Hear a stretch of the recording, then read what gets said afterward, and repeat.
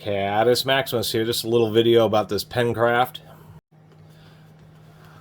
Quick note, jump to like the 9-minute, 40-second, or 10-minute mark if you just want to see the internals and compare them. Otherwise, I talk a lot about this Ratchet just because it's so cool.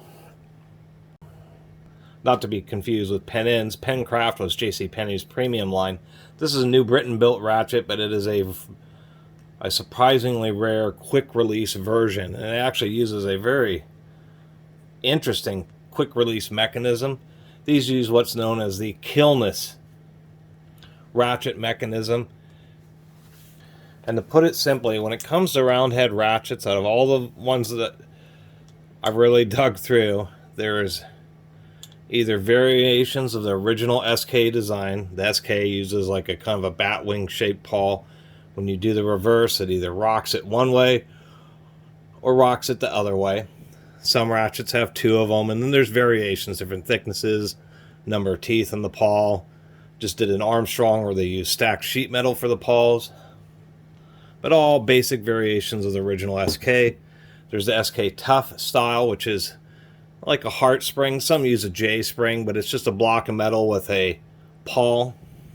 And there's a little nub on the reverse lever that just pushes it against the wall, and then internally this is just a solid piece of steel with a notch cut out of it. So I guess we call that the SK Tough style. And then there's the New Britain Kilness design, which was just not ever copied until I got this ratchet head with a weird open-end torque wrench, just a Chinese promo product. And this happened to have a copy of the Kilness, and it is so strange that an oddball Chinese torque wrench is the only time I've ever seen a copy of the New Britain design. It's a very reliable and famous design. I have probably 20 or 30 ratchets that are based off that Kilness patent, the New Britain design, and all but one of them I've just had to clean up and have worked great. It's a super reliable mechanism, easily as reliable as the SKs. Ultimate torque, really what ends up happening is with SKs, the teeth end up stripping, and on these Kilness ones, you can end up with the ratchet head splitting. That's if you use a cheater bar. A lot of times, it'll actually twist the anvil off, both on SKs and these, but more so with the Kilness design. But what is super rare is having it be quick release. Now, every quick release design I've ever seen, regardless of whether it's pair head or round head, any ratchet, it's just like this design. You have a button that you press, and the ball bearing, this little rod here has a dent in it, so when you push it in, that dent aligns with the ball, and the ball can fall in it. There's a little spring up top which pushes the button back out. And so you push it in, the ball falls into the little recess, you let go of it, and the round part pushes the ball back out. The balls are always staked in just like a non-quick release ratchet, but when they do, how these are assembled is they put the whole button and stem in, put the ball in, and then swage it, so you can never actually take apart this quick release design. And of course, since it's just a ball falling in, when you press it and the ball is pointing downwards, obviously, of course the socket will just push it in, but it doesn't like retract itself or anything like that. It only does it when you're have gravity to help you. Why it matters is because if we look at this, we can see that there is no swaging. What this looks like is either a steel ball pressed into a little metal ring, or it's actually a stamped piece of steel with just a hemisphere that just happens to look like a bearing ball. But we notice there's no swaging to actually retain anything. You'll also notice that there's no hole in the end of the anvil. There's a couple quick releases I've run into where there actually isn't a hole all the way through the anvil, but that is distinctive. Of course, when you press it, that retracts, and that's, of course, how it locks onto a socket. But what's interesting is if I turn this upside down, it still retracts it, which is really oddball. So gravity is holding it down, and like on the one I just showed you, the ball doesn't move when you press the button. But this, it actually will suck, it mechanically is sucking in the ball. So it's, or what appears to be a ball, which is rather interesting. Another thing is it has a thumb spinner here, which is plastic. The button itself is also plastic, but the rest of the internals are metal. Thought it was a little bit odd to have this finger spinner on the bottom. I've seen finger spinners that are kind of like that, but they're usually just things like this little add-on things where you snap them on over the anvil of the ratchet. However, usually, just about all ratchets that have that round heads that have that option, it's on top. So that's what makes this kind of unique. Another thing I was noticing about this, I mean, it is a distinctive New Britain because when you do the reverse lever, it has a real definitive snap due to it has a special type of over-centering spring.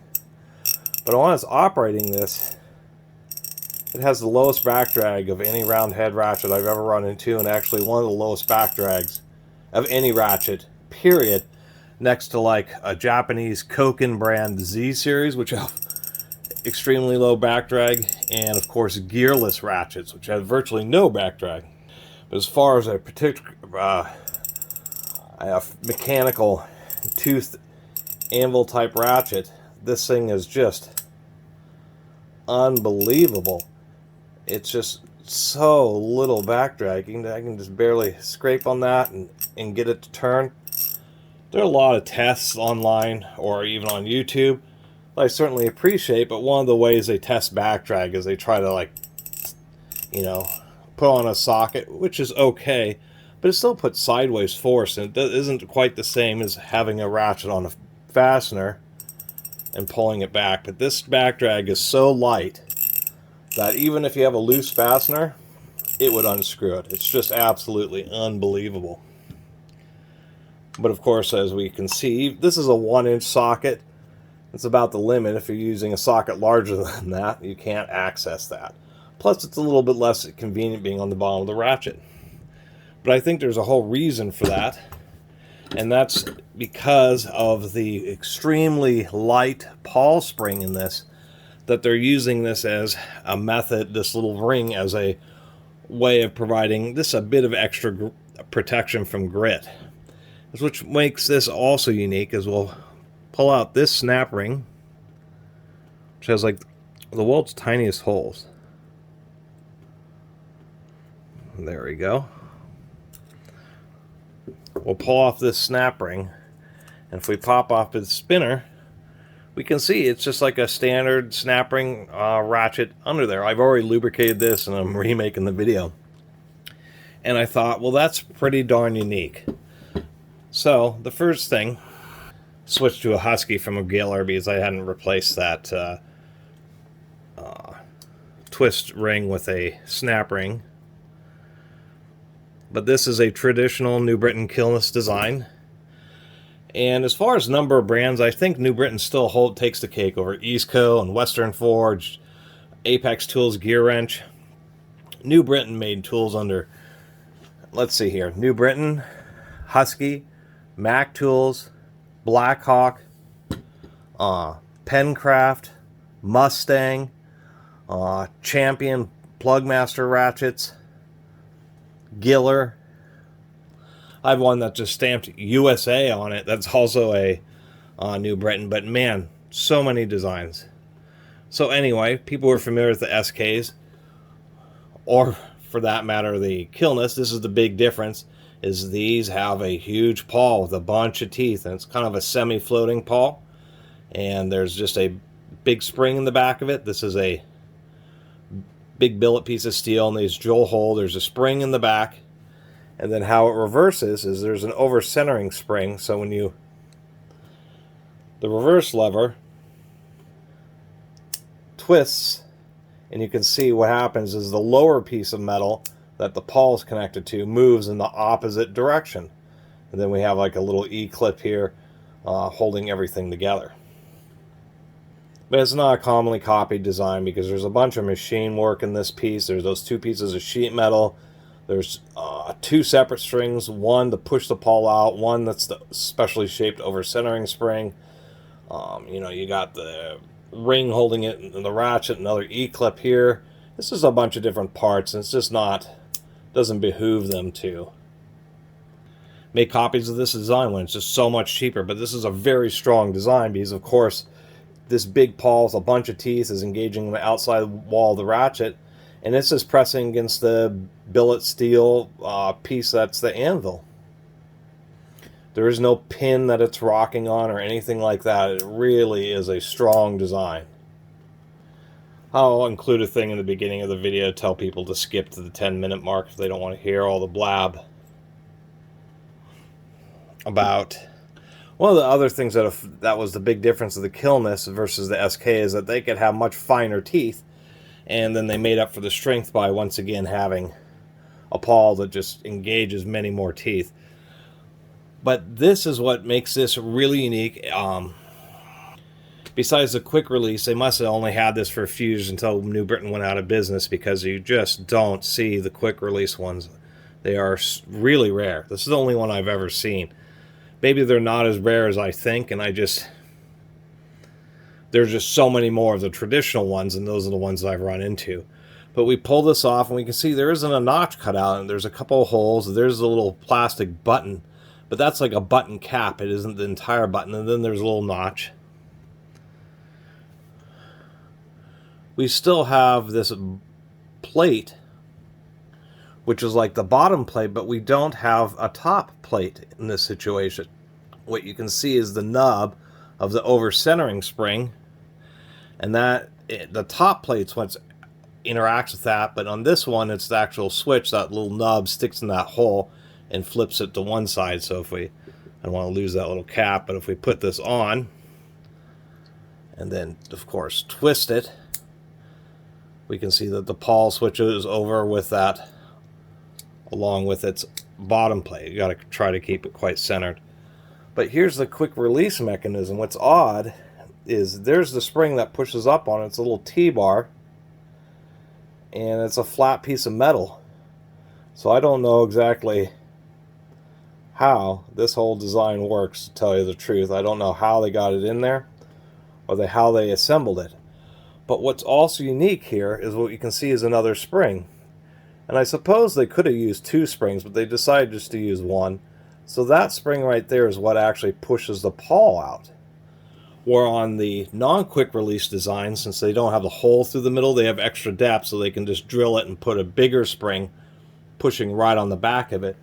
But on this one, they have this little bow spring, which isn't quite as strong as the normal spring, and so that's what's leading to the extra low back drag. So this could have just been a side effect of being quick release.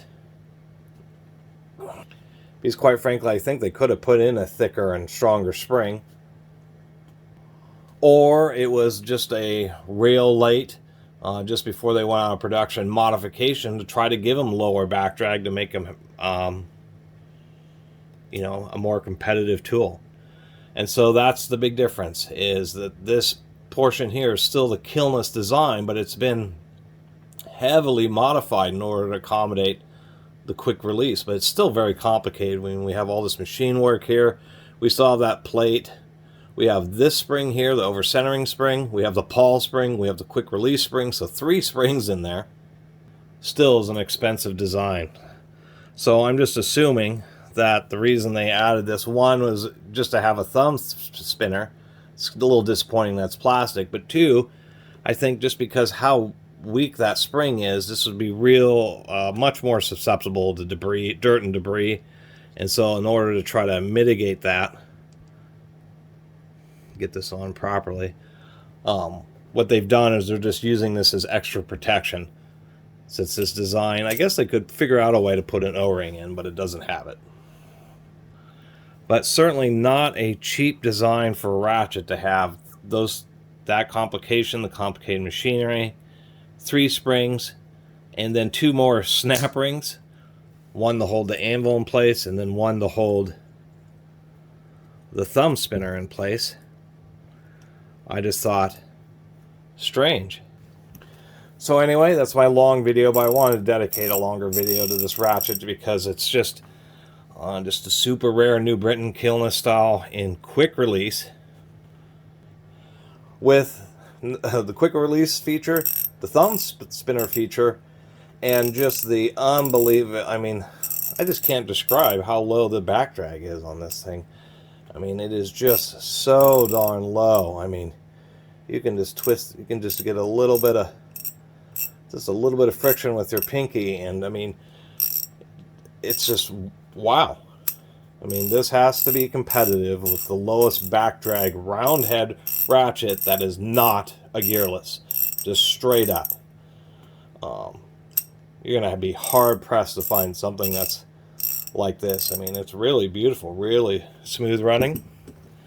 Anyway, really appreciate everybody who's been watching and subscribing. See you next time.